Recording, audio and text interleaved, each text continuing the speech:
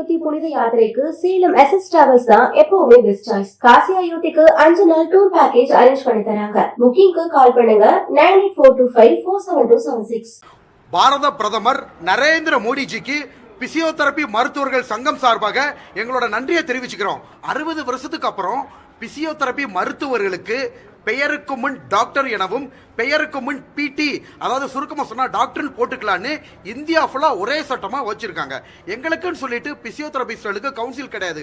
ஆனா 2021 பாரத பிரதமர் Narendra Modiji NCAHP act, national commission for allied and health care professional council, NCAHP act அப்படின்னு ஒரு சட்டத்தை ஏற்படுத்தி இப்ப நீட் எக்ஸாம் கூட பிசியோதெரபிக்கு அதாவது கட்டாயமாக்கிட்டாங்க. ஓகேங்களா? ஸோ 23 மத்திய சுகாதார அமைச்சகம் பிசியோதெரபிஸ்டுகளுக்கு ஓகேங்களா பேருக்கு முன்னாடி டாக்டர்னு போட்டுக்கலாம், நீங்க இன்ஜெக்ஷன் யூஸ் பண்ணிக்கலாம் சார். சில பெயின் பேஷண்ட் இருக்காங்களா சார், வலியால பாதிக்கப்பட்டவங்களுக்கு இன்ஜெக்ஷனும் பிசியோதெரபிஸ்ட் யூஸ் பண்ணிக்கலாம். பிசியோதெரபினா வெறும் எக்ஸசைஸ் மட்டும் தான் நினைச்சுக்கிட்டு இருந்தாங்க. அதாவது இன்ஜெக்ஷன் சில வலி நிவாரணங்களை யூஸ் பண்ணிக்கலாம் அப்படின்னு சொல்லியிருக்காங்க. பேருக்கு முன்னாடி டாக்டர்னு போட்டுக்கலாம், பேருக்கு முன்னாடி PT போட்டுக்கலாம் அப்படின்றதையும் சொல்லிட்டாங்க. நீட் எக்ஸாம் பிசியோதெரபிக்கு கட்டாயமாக்கப்பட்டு விட்டது சார். அதுக்கப்புறம் ஒரு என்ன விஷயம் அப்படின்னு பாத்தீங்கன்னா, பிசியோதெரபி காலேஜ் ஆரம்பிக்கணும்னா 10 ஏக்கர் நிலம் இருக்கணும், 35,000 சதுரடி கட்டடம் இருக்கணும். ஒரு பிசியோதெரபி காலேஜுக்கு 50 பேர் தான். ஏன்னா பிசியோதெரபி கட்டமைப்பு, போதிய கட்டமைப்பு இல்லாமல் நிறைய காலேஜ் ஓபன் பண்ணிக்கிட்டு இருக்காங்க. ஸோ அதெல்லாம் தடுக்கிறதுக்காக 60 வருஷத்துக்கு அப்புறம் இந்த பாரத பிரதம அமைச்சர் நரேந்திர மோடிஜி எங்களுக்கு ஒரு நல்ல ஒரு வாய்ப்பை கொடுத்திருக்காரு.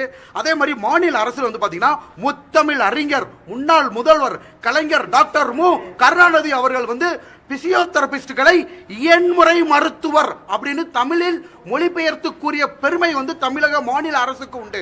ஆக்சுவலா பிசியோதெரபிஸ்ட்னா உடற்கல்வி செயலாளர் பல பேர் சொல்லிக்கிட்டு இருப்பாங்க. ஓகேங்களா? நம்ம கலைஞர் முன்னாள் முதல்வர் பாத்தீங்கன்னா இயன்முறை மருத்துவர்கள். இப்ப அரசு பதிவேட்டுகள்ல தமிழ்நாட்டில் பாருங்க, பிசியோதெரபிஸ்ட்களை இயன்முறை மருத்துவர்கள் அப்படின்னு சொல்லிட்டு மொழிபெயர்த்தி கூறிய உரிமை நம்மளுடைய முதலமைச்சர் கொண்டு மக்களை தேடி மருத்துவம். இதுல பிசியோதெரபி மருத்துவர்களுக்கு வாய்ப்பை கொடுத்து, அதாவது நிறைய பக்கவாத வியாதிகளால் பாதிக்கப்பட்டிருப்பாங்க சார், அந்த நோயாளிகளோட வீட்டுக்கே சென்று சிகிச்சை அளிக்கக்கூடியதை நம்ம மாநில அரசு ஏற்படுத்தியிருக்கு. ஸோ மத்திய மாநில அரசாங்கத்துக்கு நான் நன்றி சொல்லிச்சுக்கிறேன். இனிமே பிசியோதெரபி படிப்பை யாராலையும் சாதாரணமா படிக்கவே முடியாது. ஏன்னா பிசியோதெரபி பாத்தீங்கன்னா நீட் எக்ஸாம் ரொம்ப கட்டாயம் ஆகிட்டாங்க. காலேஜ் ரொம்ப கட்டாயம், நீட்ல போய் செலக்ட் பண்றது ரொம்ப கஷ்டம். அது மட்டும் இல்லாம சார், போலி பிசியோதெரபி மருத்துவர்கள், பிசியோதெரபி படிக்காம பிசியோதெரபி சிகிச்சை செய்யறவங்களுக்குலாம் இனிமே பண்ண முடியாது, அது சட்டப்படி குற்றம். பிசியோதெரபில டிப்ளமோவே கிடையாது சார், நல்லா தெரிஞ்சுக்கோங்க. பேச்சுலர் ஆஃப் பிசியோதெரபி தான் குறைந்தபட்ச கல்வி தகுதி. ஸோ இதை பாத்தீங்கன்னா national commission for allied and health care professional council, NCAHP act, இதுதான் எங்க கவுன்சில். இதுக்கு யார் சேர்பர்சன் பாத்தீங்கன்னா குஜராத் மாநிலத்தை சேர்ந்த டாக்டர் யாக்னா சுக்லா. எங்க இந்தியன் அசோசியேஷன் ஆஃப் பிசியோதெரபி பாத்தீங்கன்னா இதை முற்றிலுமாக வரவேற்றிருக்கு. மத்திய அரசாங்கத்தோட இந்த முடிவும் மாநில அரசாங்கத்தோட ஒரு முடிவும் சார். மத்திய மாநில அரசுக்கு நாங்க வைக்கிற கோரிக்கை என்னன்னா, கவர்மெண்ட் GHல பாத்தீங்கன்னா இப்ப தமிழ்நாட்டில் பாத்தீங்கன்னா எவ்வளவோ அரசு ஆரம்ப சுகாதார நிலையங்கள் இருக்கு, மருத்துவமனை இருக்கு. ஆனா பிசியோதெரபிஸ்டுகள் பாத்தீங்கன்னா வெறும் 150 பேர் தான் சார் இருக்காங்க. ஒரு பிசியோதெரபி சார் எல்லா பொதுமக்களுக்கும் பத்திரிகையாளர்களுக்கும் தெரிவிக்கிறது என்னன்னா, ஒரு நோயாளியை 1 மணி நேரம் நாங்கள் சிகிச்சை அளிப்போம். ஆனால் ஒரு அரசாங்கத்தில் பார்த்தீங்கன்னா மதுரை GH இருக்குன்னா அந்த GHக்கு ஒட்டுமொத்தமாக 4 பேர் 5 பேர் இருக்காங்க. கண்டிப்பாக அது பத்தாது சார். அதே மாதிரி ICU, இன்டென்சிவ் கேர், தீவிர சிகிச்சை பிரிவில் எங்களோட ரோல் ரொம்ப முக்கியமாக இருக்கு சார். பிசியோதெரபிஸ்டுகள் இல்லாமல் நிறைய நோயாளிகள் உயிரிழப்புக்கு காரணமாகறாங்க. ஸோ எங்களை பற்றி எடுத்து சொல்றதுக்கு ஒரு அமைப்பு இல்லை, அரசாங்கத்தில் கவுன்சில் இல்லை. டென்டலுக்கு டென்டல் கவுன்சில் இருக்கு, மெடிக்கலுக்கு மெடிக்கல் கவுன்சில் இருக்கு. எங்களுக்கு 60 வருஷம் கழிச்சு இப்போ கவுன்சில் வந்துருச்சு.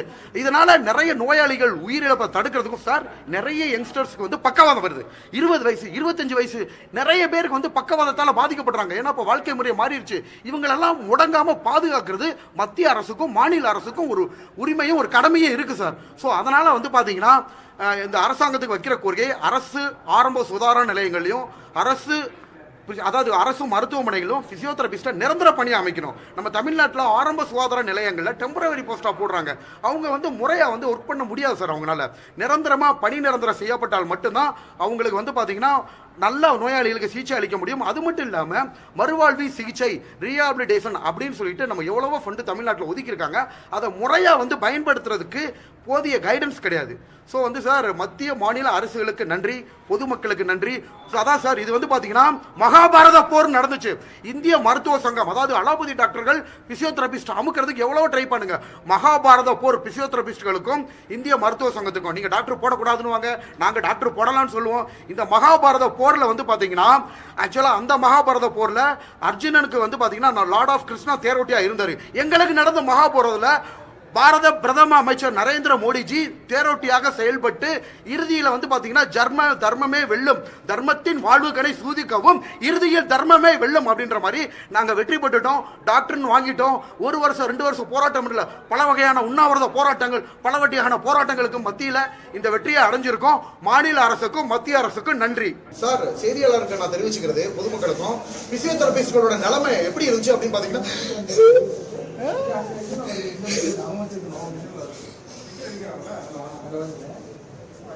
இப்படிதான் பிசியோதெரபிஸ்டோட நிலைமை இருந்துச்சு. இப்ப கவுன்சில் டாக்டர் போட்டுக்கலாம் அப்படின்னு வந்ததுக்கு அப்புறம் எங்களோட ஹேட்டர்ஸ்க்கெல்லாம், எங்களுக்கு எதிர்ப்பா இருந்தவங்களுக்கு நாங்க என்ன பண்றோம் தெரியுமா?